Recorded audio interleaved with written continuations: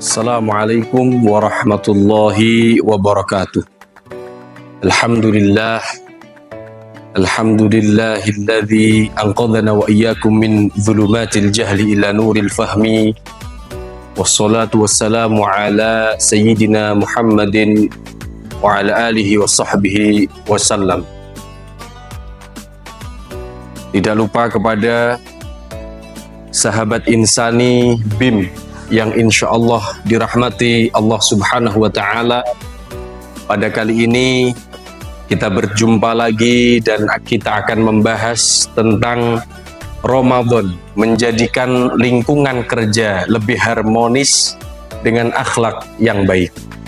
Baik, jika kita lihat bahwasanya risalah kenabian Nabi Muhammad sallallahu alaihi wasallam, misi utama dari risalah diutusnya Rasulullah Shallallahu Alaihi Wasallam adalah tentang akhlak, akhlak kepada sesama, akhlak kepada Allah Subhanahu wa Ta'ala. Bahkan di dalam hadis yang sudah mainstream, Rasulullah mengatakan, inni bu'ithtu liutammima makarimal akhlak. Sesungguhnya aku diutus untuk menyempurnakan akhlak-akhlak yang terpuji. Nah, sehingga dari situ para ulama mengatakan bahwasanya al-adab fauqal ilmi. Dalam kata lain, al-akhlak fauqal ilmi. Yang namanya akhlak, yang namanya adab, itu posisinya ada di atas ilmu. Kenapa? Karena akhlak adalah aksi, bukan teori. Kalau ilmu ini lebih ke teori. Orang belajar, ini boleh, ini nggak boleh. Ini belajar, ini halal, ini haram. Belajar, ini dosa, ini nggak dosa. Tetapi ketika dia tidak melakukan apa yang dia pelajari, maka itu tidaklah akhlak. Ya. Kenapa? Karena akhlak adalah aksi, ya, implementasi dari ilmu yang kita miliki, kita lakukan pada kehidupan nyata. Itu akhlak. Jadi Rasulullah ketika mendapatkan risalah kenabian, misi utama adalah liutammima makarimal akhlak, untuk menyempurnakan akhlak manusia.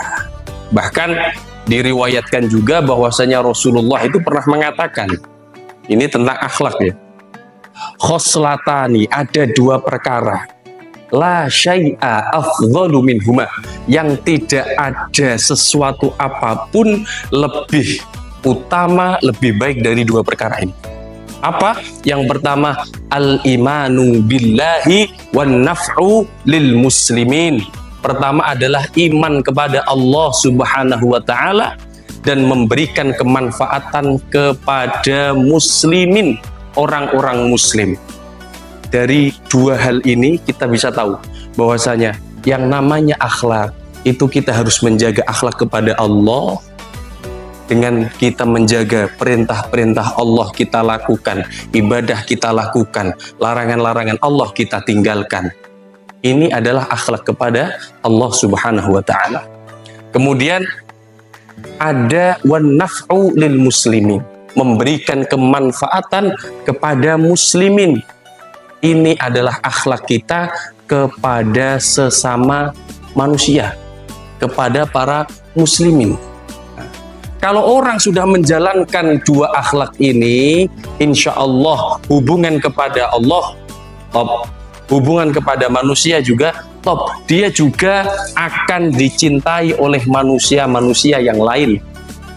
Misalkan saya berikan contoh, ketika kita di lingkungan kerja, ada yang jadi admin, jadi akuntan, ya, jadi HRD dan lain sebagainya. ketika kita menjalankan fungsi kerja sesuai dengan amanah yang diberikan kepada kita, itulah kita melakukan akhlak oleh diri kita untuk melakukan pekerjaan tersebut. Ya, jadi jangan jadi orang yang toksik. Toksik ini jadi racun bagi orang lain. Kita tuntut orang lain untuk memahami diri kita. Orang lain, gimana sih? Gitu aja marah. Gimana sih? Gitu aja baper.